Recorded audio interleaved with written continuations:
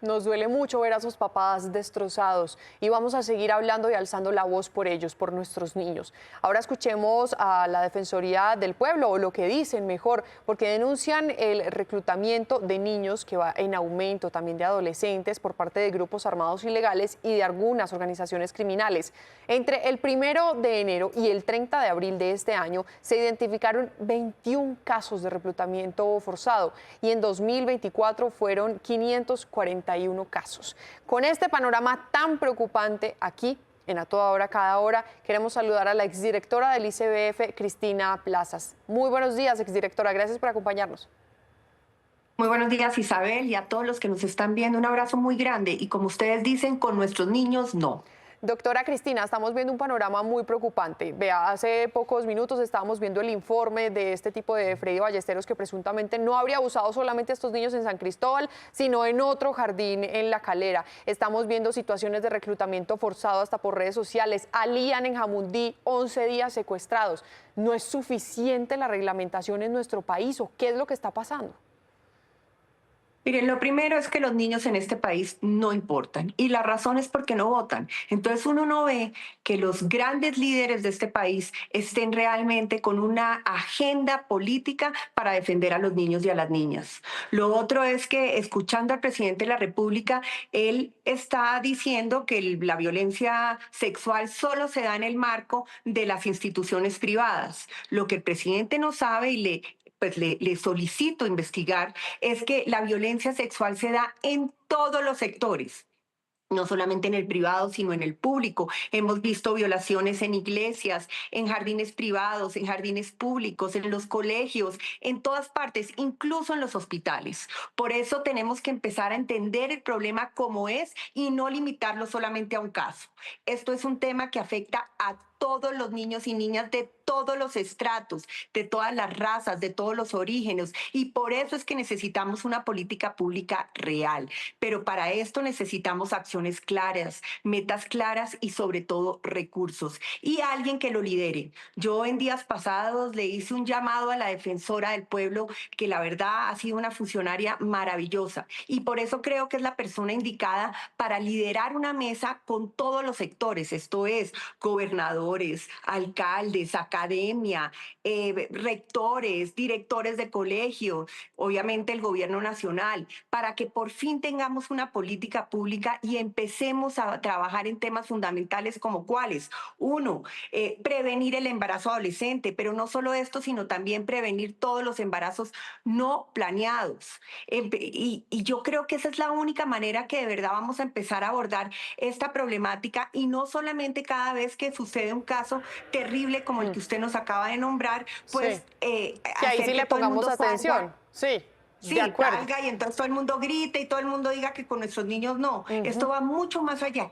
Y sobre todo decirle a la ciudadanía que todos somos responsables de lo que Sí. pase con nuestros niños. Doctora Cristina, ¿qué decirle, por ejemplo, a sus papás que hoy de todas maneras tienen que levantarse y llevar a sus niños a algún hogar infantil del ICBF? Porque veíamos que Freddy Ballesteros había trabajado en un hogar infantil antes de eso, no sé si este era privado o era público también, pero ¿qué está pasando, por ejemplo, con los procesos de contratación? ¿Cómo se está mirando con lupa de verdad a la gente que está encargada de nuestros pequeños?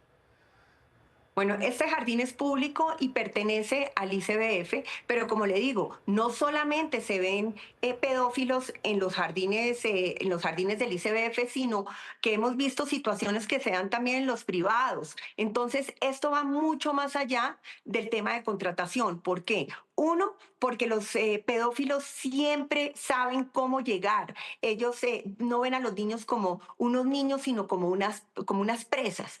¿Qué pasa en Colombia y en muchas partes del mundo? Que no se está haciendo un examen exhaustivo de la persona cuando va a trabajar con niños. Entonces, mi primera recomendación, que todas las personas que vayan a trabajar con niños tengan que pasar por un examen en donde se analice la personalidad. Muchos exámenes ya demuestran si una persona es pedófila o no, o si tiene rasgos que no, rasgos que puedan ir en contra de los niños y sobre todo si tienen las capacidades para cuidar a un niño. En este momento en Colombia existe una herramienta que se llama el Cuida y que deberían practicarla en todos los lugares donde se va a trabajar con niños. Esto lo que hace es analizar si esa personalidad o esa persona tiene los requisitos para poder cuidar niños. Pero esto no es suficiente. Tenemos que ir más allá y, como le digo, buscar una prueba en donde se pueda detectar de antemano si esta persona tiene rasgos de pedófilos o no. Doctora Cristina, es que son muchas amenazas en este momento en contra de nuestros niños.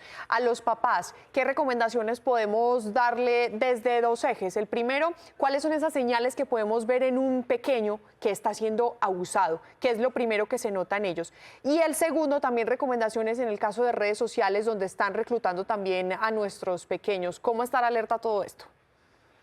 A ver, dos temas. El primero es que los papás y las mamás o cuidadores no deben tenerle miedo a la educación sexual en la casa.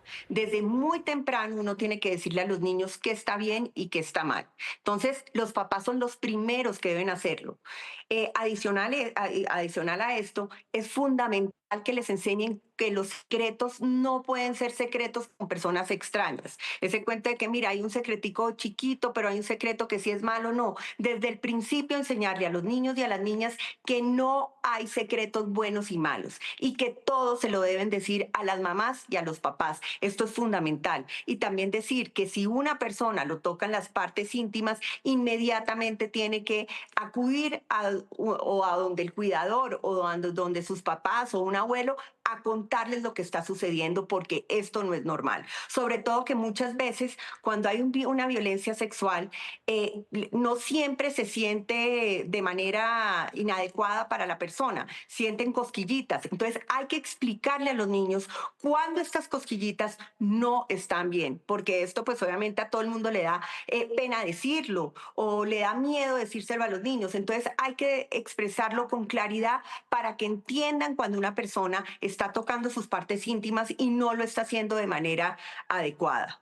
Lenguaje claro, la mejor manera de proteger a nuestros niños. Y ahora hablemos entonces de la amenaza de redes sociales en contra, sobre todo, ya de los más grandecitos, de los adolescentes que por medio de TikTok, por medio de Facebook, algunos grupos armados y criminales los están reclutando para ellos.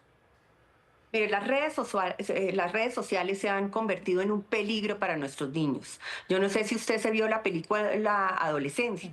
Esa película muestra Miedoso. exactamente cómo se puede influir en un niño o una niña cuando se forman grupos en contra de personas, por ejemplo, no solamente en el caso de reclutamiento, sino cuando hay bullying, cuando hay violencia sexual. ¿Cuántos casos no hemos visto de pedófilos que se meten en las redes sociales y se hacen pasar por una persona, por un amigo o por un joven, y cuando vemos es un pedófilo mayor de edad que lo único que está buscando es cómo atacar violentamente y sexualmente a los niños?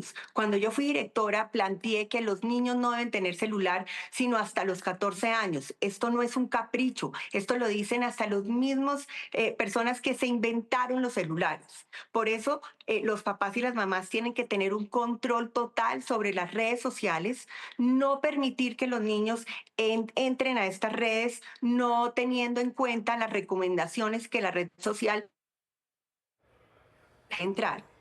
Y sobre todo, darle todas las herramientas a los niños para que entiendan el peligro que hay, que solamente se puede aceptar a personas conocidas, que no se debe hablar con desconocidos en las redes sociales por los peligros que hay. Sí. En el tema de sexting, por favor, entender que uno no se toma fotos sin ropa, que uno no debe entablar una relación íntima con un desconocido. Son todas estas recomendaciones que vemos todos los días, pero que muchas veces los papás y las mamás o no conocen o simplemente les da miedo contarle a los niños, y pues obviamente este es el peor error. Hablen claro, cuenten lo que está pasando y sobre todo utilicen la mesa de la comida, que hoy en día pues no es tan fácil, pero es un lugar perfecto para que en esa ocasión, cuando están sentados todos en la mesa, se hablen de los sentimientos, de lo que está pasando, de lo que le está pasando a los amigos alrededor, para que de todas estas experiencias se empiece a nutrir esa conversación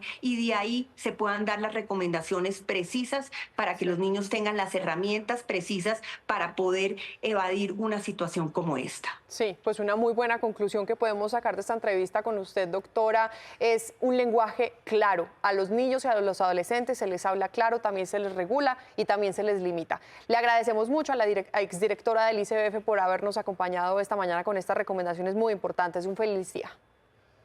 Feliz día para todos.